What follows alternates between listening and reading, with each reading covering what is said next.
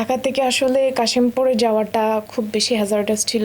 Ultimately তারা আমার report পাল্টে দেয়। সরকার থেকে রিপোর্ট পাল্টানো হয়েছে, সেখানে আপনারা আমার কিছু করার আছে? সে আমাকে 1 সপ্তাহ ফাঁসির আসামিদের সাথে থাকার পানিশমেন্ট দেয়। আমার মা খাবার নিয়ে গিয়েছিল, সেই খাবারগুলো তারা 1,500 টাকার বিনিময়ে আমাকে খেতে দিয়েছে। তো আমি বললাম যে স্যার ডিজিটাল নিরাপত্তা, বলতেছে পর্নোগ্রাফি। জেল সুপার আমাকে বলছে যে তোকে তো গুলি করে মারা উচিত। পরে আমি কান্না করে বললাম যে আমাকে তো ফাঁসির আসামিদের সাথে দিয়েছে। আপনাকে প্রথমে ধরে নিয়ে যাওয়া হয়েছিল ঢাকায়, তারপরে কাশিমপুর নিয়ে যাওয়া হয়েছিল। আপনার ফ্যামিলি কি জানতো যে আপনাকে এখান থেকে ওখানে নিয়ে যাওয়া হচ্ছে? না, প্রথমেই কাশিমপুরে নিয়ে যাওয়া হয়, কারণ ঢাকার মধ্যে মহিলাদের জেল একটাই, কাশিমপুরে। তো ফ্যামিলি সব কিছু জানতো, বাট ঢাকা থেকে আসলে কাশিমপুরে যাওয়াটা খুব বেশি হ্যাজার্ডাস ছিল। দেখা যাচ্ছে একটা দিন আমার ফ্যামিলি নষ্ট হয়ে যেত। আপনি কিডনি সমস্যায় ভুগেছিলেন কারাগারে থাকাকালীন।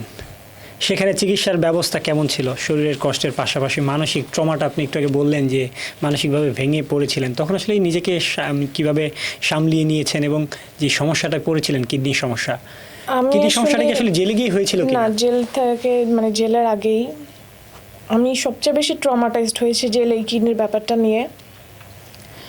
যখন বাসা থেকে বারবার বলছে যে কিডনির মেডিসিনগুলো চালিয়ে যাও, আমি বলেছি আমি তো বের হয়ে যাব, আমার দরকার নেই। কিন্তু যখন আমার মামলাটা প্রথমবারের মতো স্টে করলো, ফ্যামিলি বুঝতে পারলো যে আর সম্ভব না। পরবর্তীতে তারা সুপ্রিম কোর্ট থেকে পারমিশন নিয়ে আসলো, সুপ্রিম কোর্ট বা হাইকোর্ট থেকে, যে আমাকে যে বর্তমানে বিএসএমএমইউ বা পিজি হাসপাতাল যেটা আছে সেটাই নিয়ে যাওয়া হোক। কিন্তু জেলখানা থেকে আমাকে নিয়ে যাওয়া হয় তাজউদ্দিনে। এটা সামহাও আমার আপু এবং লয়ার জানতে পারে। জানার পরে জাজকে জানায়। তখন জাজের থেকে একটা প্রেশার আসে জেল কর্তৃপক্ষের উপরে যে কেন এই কাজটা করা হয়েছে, আদালত অবমাননা। তো তারা একটা প্রেশারাইজড হয়েছে, সেই প্রেশারটা তাদের আমার উপর দিয়ে তো দিতে হবে। তো দেন আমাকে হসপিটালে নিয়ে যায়। আমি রোজা ছিলাম, তখন শ্রাবণ মাস ছিল। রোজা রাখার কারণে তারা আমাকে বলছে আপনি কি রোজা ভাঙবেন? আমি বললাম হ্যাঁ ভাঙবো, কোনো সমস্যা নাই। পরবর্তীতে আমি রোজা ভাঙি, তাদের সাথে আমি সব কিছু কোঅপারেট করি। কিন্তু তারা এটা নিয়ে একটা ইস্যু বানায় যে আমি ইচ্ছা করে এই কাজ করেছি, আমি প্রশাসনের সাথে অসহযোগিতামূলক কাজ করেছি। মানে আপনার কিডনি সমস্যাটা বিশ্বাস করতে চাচ্ছে না? না, এন্ড আলটিমেটলি তারা আমার রিপোর্ট পাল্টে দেয়। রিপোর্ট পাল্টে দিয়ে জানায় যে আমার কোনো ধরনের কিডনি সমস্যা নেই, আমি একদম সুস্থ একজন মানুষ। অথচ আপনি কিডনি সমস্যায় ভুগছেন? হ্যাঁ, স্টিল নাও।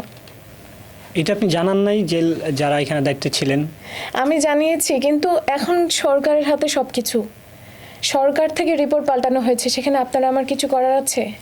এটা কি রাজনীতি উদ্দেশ্যপ্রণীতভাবে করেছে তখন? জি অবশ্যই। হ্যাঁ। কেন করবে আসলে? কেন করবে? কারণ দেখা যাচ্ছে যে তারা বলছে যে একটা মেয়ে সাফারার হচ্ছে, সে কিডনি রোগের জটিলতায় ভুগছে। যখন এটা না হবে, উল্টা আমাকে এটা ব্যাকফায়ার করবে। অ্যান্ড এই ইস্যুস নিয়ে আমাকে ওই টাইমের যে জেল সুপার ছিল, সে আমাকে 1 সপ্তাহ ফাঁসির আসামিদের সাথে থাকার পানিশমেন্ট দেয়। আমি নিজেও জানি না আমার ভুল কি ছিল।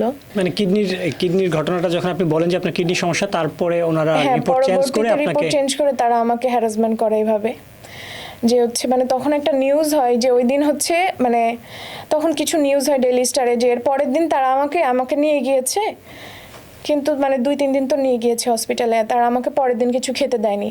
আমার মা খাবার নিয়ে গিয়েছিল, সেই খাবারগুলো তারা 1,500 টাকার বিনিময়ে আমাকে খেতে দিয়েছে জেল কর্তৃপক্ষ। এখানেও টাকা রেখেছে, আমরা জানি জেলে কিছুটা টাকা রাখে, আসলে বাংলাদেশের পরিবেশটা এরকম। তো পরবর্তীতে যখন এই ঘটনাগুলো হলো, আমাকে পানিশমেন্টের জন্য ডাকলো। পানিশমেন্টের জন্য যখন ডেকেছে সুপার, আমি তখন বললাম স্যার আমার ভুল হয়ে গিয়েছে, আমি বুঝতে পারিনি কি করেছে, আমি তো নিজেও জানি না। সে আমাকে বলল কি মামলায় এসেছিস? তো আমি বললাম যে স্যার ডিজিটাল নিরাপত্তা, বলতেছে পর্নোগ্রাফি। পরবর্তীতে জেল সুপার আমাকে বলছে যে তোকে তো গুলি করে মারা উচিত। তো পরবর্তীতে কেন গুলি করে মারা উচিত? কারণ আমি শেখ হাসিনার বিরুদ্ধে কথা বলতেছে শেখ হাসিনারটা খাস পরশ, আবার শেখ হাসিনার বিরুদ্ধে মামলা কথা বলতে যাস, তোর সাহস কত বড়। আমি অনেক রিকোয়েস্ট করলাম, অনেক কিছু করলাম, বাট সে আমাকে সেলে ফাঁসির আসামিদের সাথে পাঠিয়ে দেয়। আমি বাসায় জানাই নাই ব্যাপারটা, রোজার মধ্যে ছিল মার্চ মাসে। পরবর্তীতে আমার আপু একদিন দেখা করতে যায়, অনেকক্ষণ দেরি হয়, তারপর জানতে পারে। অ্যান্ড দেন জানার পরে কোর্ট থেকে সামহাও প্রেশারাইজড হয়ে আমাকে একদিন লকআপের পরে 5 দিনের দিন আমাকে ফাঁসির আসামিদের সাথে থেকে নর্মাল ওয়ার্ডে দেয়। আপনি কেন জানান নাই বাসায় যে আপনাকে যারা আমার তো ফাঁসির ওয়ে আসামি? ছিল না, আপনার তো ফোন কষ্ট বন্ধ হচ্ছে, করে দিয়েছিল। আপনার কষ্ট হচ্ছে, আপনার কিডনি জটিলতায় ভুগছেন, আবার জেল কর্তৃপক্ষ আপনাকে ফাঁসির আসামিদের সাথে রাখছে, কষ্টটা তুলনামূলকভাবে আগের থেকে বেশি হয়ে যাচ্ছে। জি। বাসায় তখন কেন মনে হলো যে আমার তো জানানো ওয়ে উচিত? ছিল না জানানোর কোনো, কথা বলার সুযোগ দেয়নি? না, সবকিছু বন্ধ করে রেখেছে। পরে আপু যখন দেখা করতে গিয়েছে, সেখানেও আপু নর্মালি দেখা করতে গেলে আমার সাথে সাথে ডাকলে আমি চলে যাই, কিন্তু ওই দিন প্রায় 2-4 ঘন্টা লেগেছে। পরবর্তীতে আপু যখন জিজ্ঞেস করলো কি হয়েছে, পরে আমি কান্না করে বললাম যে আমাকে তো ফাঁসির আসামিদের সাথে দিয়েছে। তো এটা নিয়ে নিউজ হয়, অনেক ঝামেলা হয়, তারপরে তারা আমাকে সেখান থেকে বের করে। অ্যান্ড মানে যত ধরনের মেন্টাল টর্চার করা যায়, পাপিয়া থেকে শুরু করে প্রশাসন আমাকে করেছে সেখানে। আমাকে ঘর থেকে বের হতে দিত না, মানে আমার যে জায়গা ছিল বিল্ডিং থেকে বের হতে দিত না। ইভেন আমার ফ্যামিলি যখন দেখা করতে আসতো, পিছনে সবসময় লোক রেখে দিত, প্রশাসনের লোক। কেন? আমি যাতে কিছু বলতে না পারি আমার সাথে ভিতরে কি হচ্ছে, কোনো কিছুই সামনে আনতে আসতে দিচ্ছিল না? দিচ্ছিল না। তারপর আমাকে ট্রিগার করতো যে কালকে কোথায় তোমার নিউজ পড়বো, কোন পত্রিকায় তোমার নিউজটা আসবে বলো, আমাদের নামে কি বিচার দিলা। এইভাবে তারা আমাকে টর্চার করেছে, পাপিয়া থেকে শুরু করে সবাই। মানসিকভাবে বলেন, শারীরিকভাবে, সবভাবে আপনি টর্চার হ্যাঁ, শিকার আমি মার হয়েছেন? খেতাম, তারা পাপিয়া আমাকে মারতো। এটা আপনারা কিন্তু দেখেছেন জেলে পাপিয়ার একটা মহিলাকে মানে একদম পশুর মতো পেটানো হয়েছে আমার চোখের সামনে, আমি নিজের চোখে দেখেছি। তো সে আমাকে মারতে পারেনি, কারণ এই যে মিডিয়া ছিল বা আমার একটা Focus ছিল অবস্থান হয়তো। ছিল, এই জন্য না। তো আমিও মার খেতাম, এটা কনফার্ম ছিল। আপনার সামনে মেরেছে অনেককেই? আমার সামনে মেরেছে বলতে ওই যে একজন মহিলাকে মেরেছিল, আমরা দেখেছি, মানে একদম এক্সট্রিম, মানে জানোয়ারের মতো মেরেছে, পুরো জেলখানার সবাই দেখেছে, কিন্তু সেটার তো কোনো বিচার হয়নি। জেল সুপার ওবায়দুল ছিল, তাকে শুধু ট্রান্সফার করা হয়েছে, পাপিয়াকে ট্রান্সফার করা হয়েছে বা বাকিদেরকে, কিন্তু বিচার তো হয়নি। জেলের পরিবেশটা কি আসলেই ভয়ঙ্কর হয়? অনেকটাই।